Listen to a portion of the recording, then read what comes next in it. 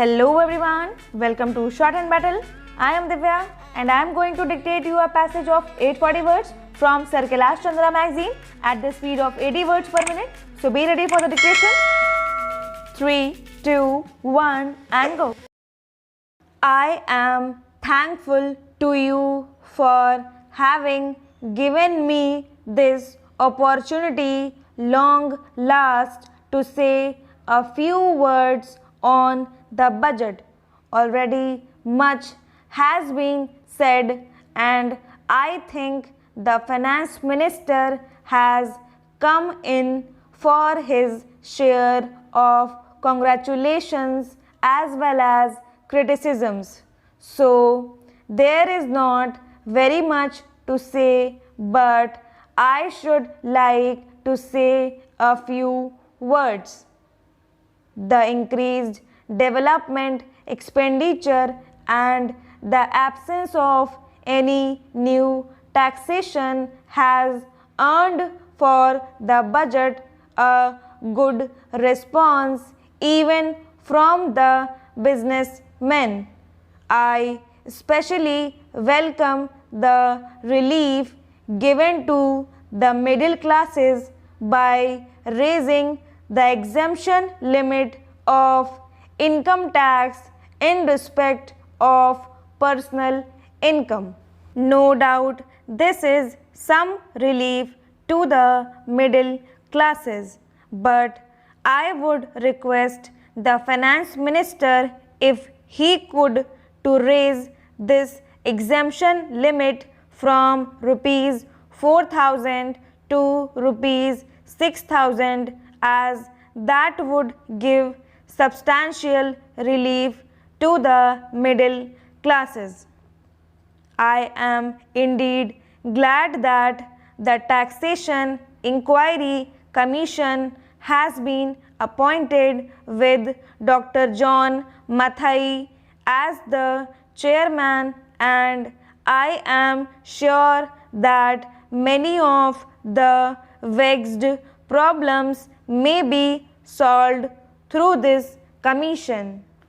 At the same time, I would request the finance minister to put off the estate duty bill for the present, since this inquiry commission has been appointed and they may go into this question, for I feel that it is not an opportune moment to put on more taxes on the people. Already, as Mr. Gadgil has pointed out, there are so many taxes on the people.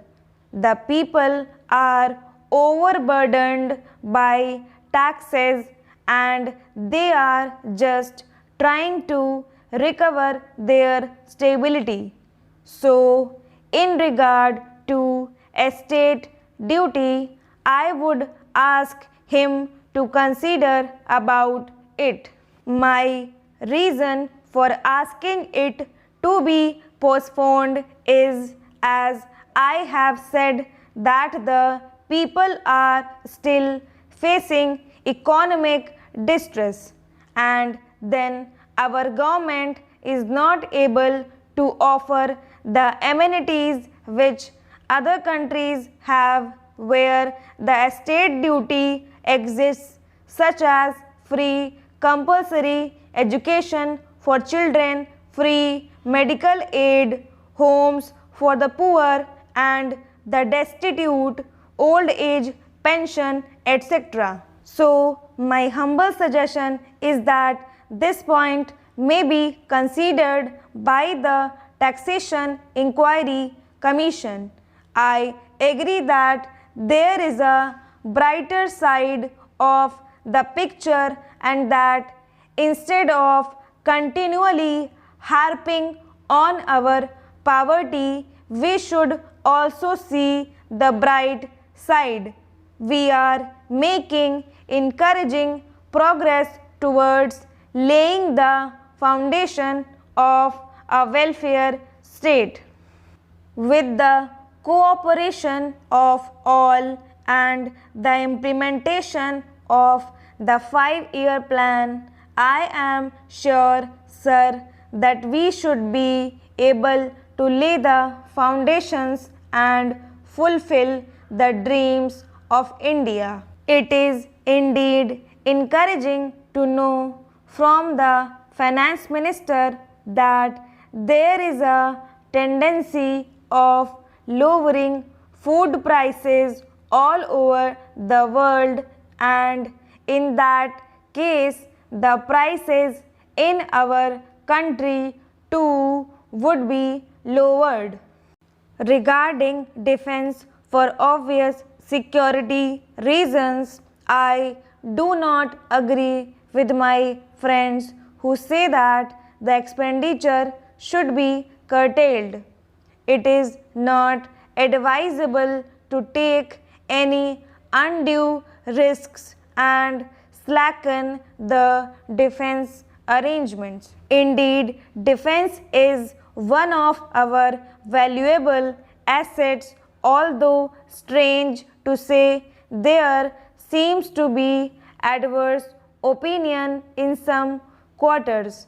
I agree with what General Cariappa once said, that God and army are remembered only when there is trouble. The army consists of the most disciplined and loyal set of young men.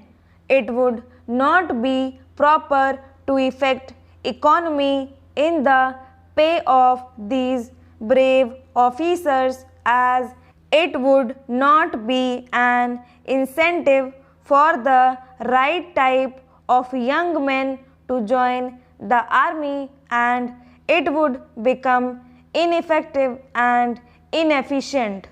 I believe already officers who were drawing rupees 1400 as their pay are now getting only rupees 700 and about rupees 100 as allowance. That is, they are getting about half of what they were getting before. It is very hard for those officers on field duty to establish separate establishments for their families and for their children, and I would specially appeal to the finance minister to see that the family allowances may be resorted to those officers who are on field duty. Economy in army could be effected in other ways. There is scope for more efficient operation of defense industries, which process seems slow, and by purchase policy of utilizing goods and stores indigenously manufactured. Preference should be given to country-made war materials such as could be produced here, and they would be cheaper than foreign-made goods.